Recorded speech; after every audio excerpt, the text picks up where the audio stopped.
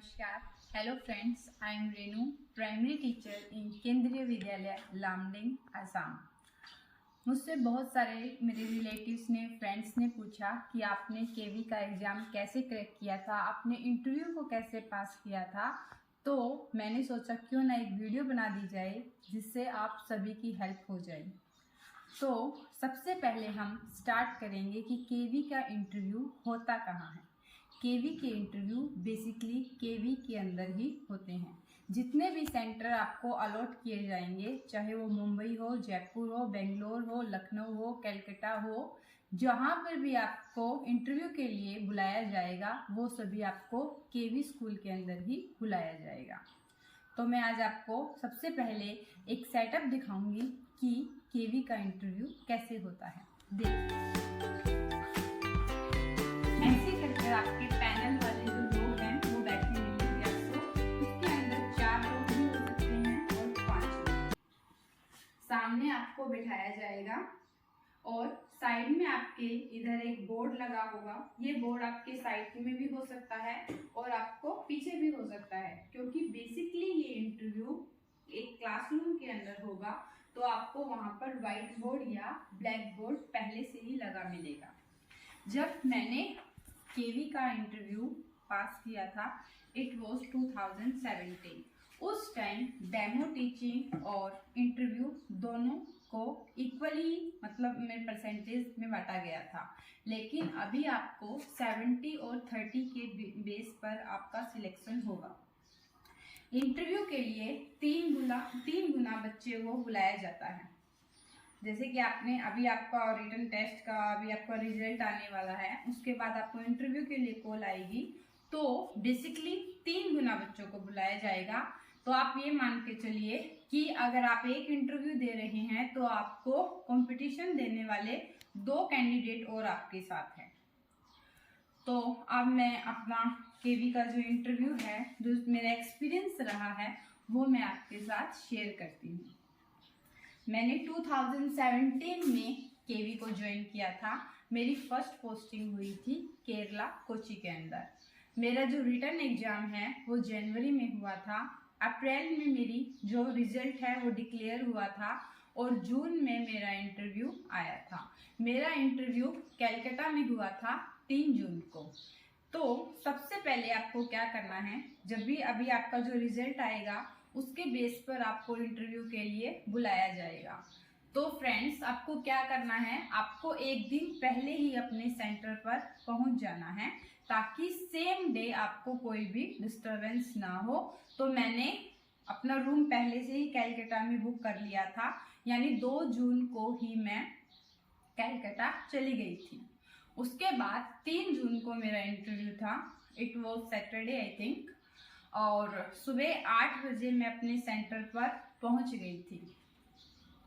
उसके बाद लकीली मेरा जो नंबर है 2nd या 3rd नंबर पर मेरे को इंटरव्यू के लिए बुलाया गया.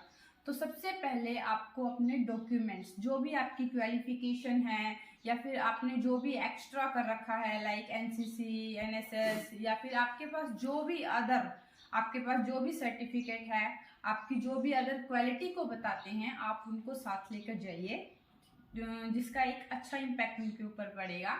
तो आपको अपने डॉक्यूमेंट्स के 3 सेट बनाकर लेके जाने हैं, जहां पर एक आपको उधर डॉक्यूमेंट वेरिफिकेशन में सबमिट करवाना है.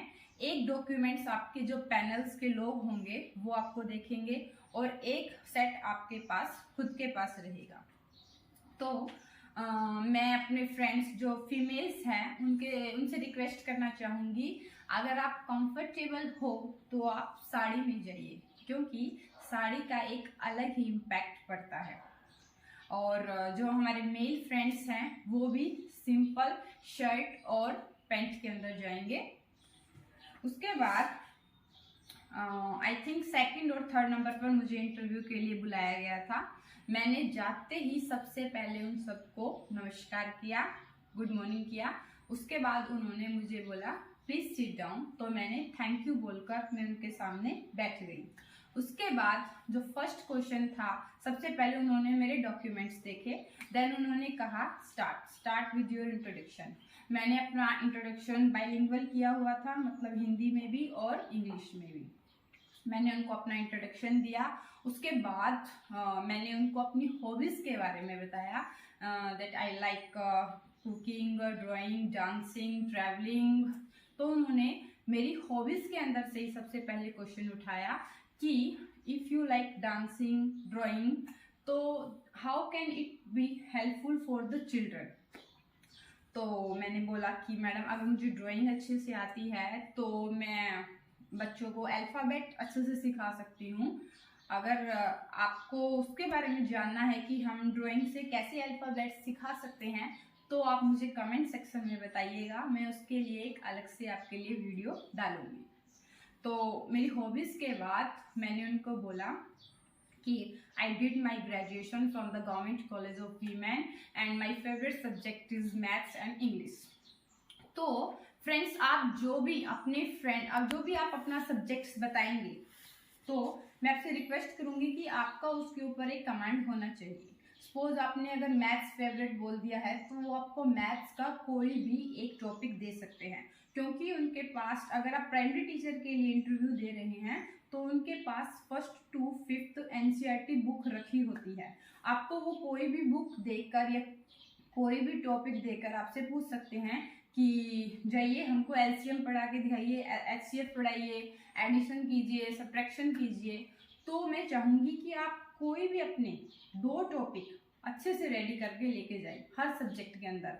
स्पेशली अगर आपने अपना फेवरेट सब्जेक्ट मेंशन किया है अपने इंट्रोडक्शन के अंदर तो आपको वहाँ पर तो अपना मतलब उस सब्जेक्ट के ऊपर आपका कमांड होना ही होना चाहिए, चाहे वो हिंदी हो, इंग्लिश हो या फिर मैथ्स हो, वटेवर। और अगर आप TGT या PGT के लिए इंटरव्यू देने जा रहे हैं तो आपका कमांड बिल्कुल ही होना चाहिए, क्योंकि अगर आप म्यूजिक टीचर के लिए देंगे तो बेसिकली वो आपसे गा कर तो देखेंगे ही, म्यूजिक वगैरह प्ले करवा के देखेंगे, इंस्ट्रूमेंट वगैरह।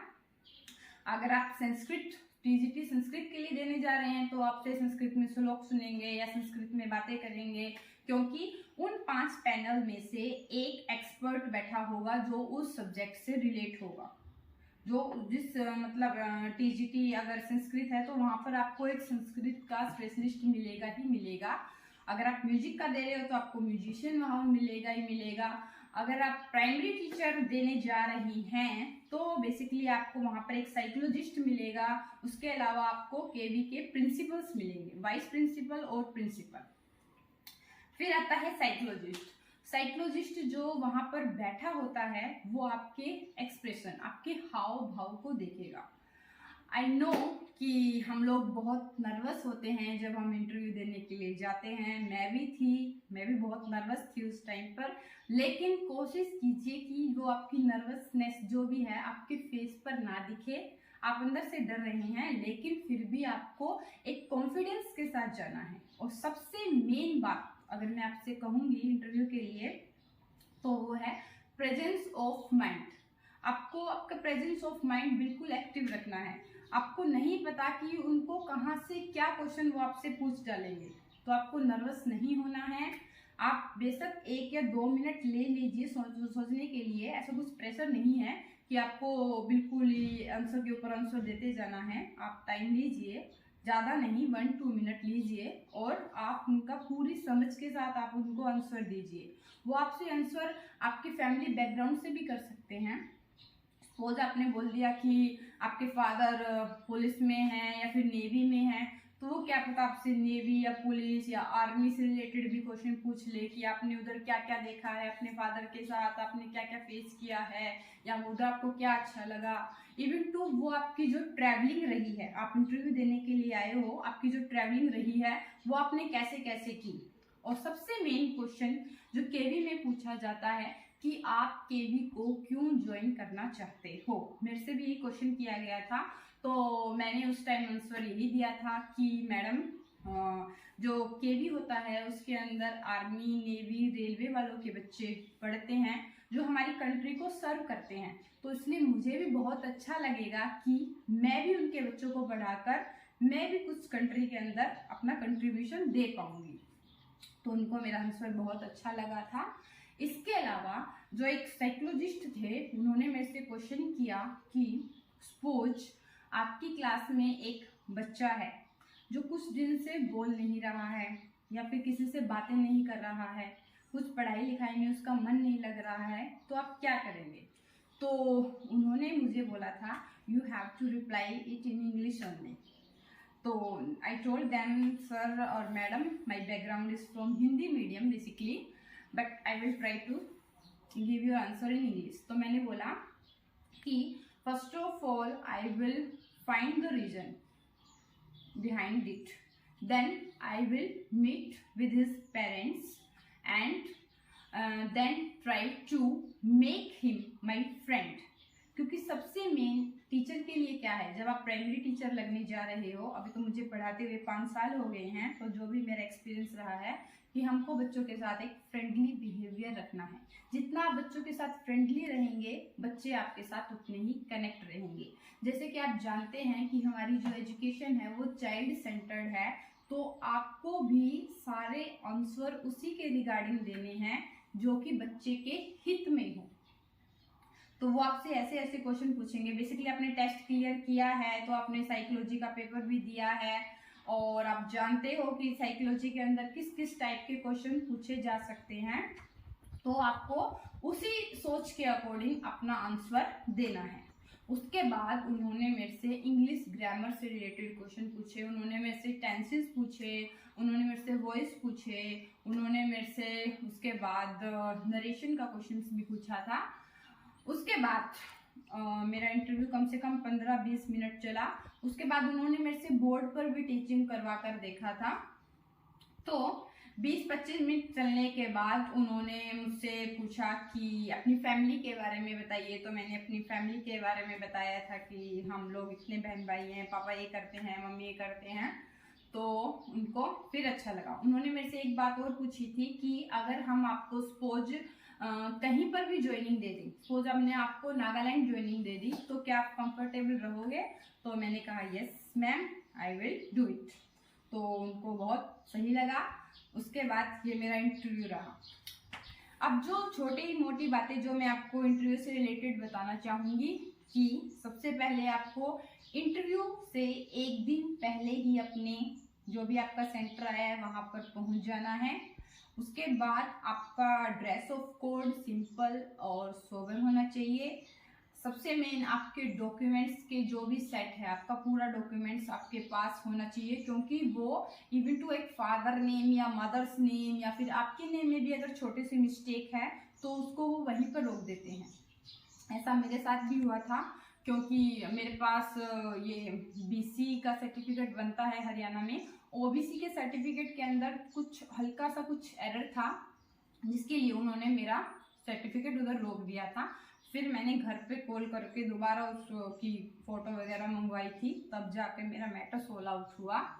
और इसके अलावा बी वेरी कॉन्फिडेंट, ठीक है। सबसे मेन अपना कॉन्फिडेंस अपने साथ लेके जाइए, कोई घबराने की जरूरत नहीं है। बिल्कुल स्माइल फेस के साथ अंदर जाइए और अपना प्रेजेंस ऑफ माइंड अपने साथ रखिए। अगर आपको कोई क्वेश्चन, जरूरी नहीं कि आप सभी क्वेश्चंस के आंसर दे पाएंगे, अगर आपको नहीं आता है तो आप उनको पोलाइटली सॉरी बोलकर बोल दीजिए मैडम और सर आई डोंट नो। और उसके बाद आपका जो आपके जो एक्सप्रेशन है, जो आपका पोस्चर्स है बैठने का, वो आप बिल्कुल सही रखिए। आपको इससे रिलेटेड आपको कुछ और जानना हो कि हमारी हॉबीज़ को हम कैसे यूज़ कर सकते हैं, तो आप मुझे कमेंट सेक्शन में बताइएगा, मैं आपके लिए उसके रिगार्डिंग भी एक वीडियो बनाऊंगी। थैंक यू, धन्यवाद।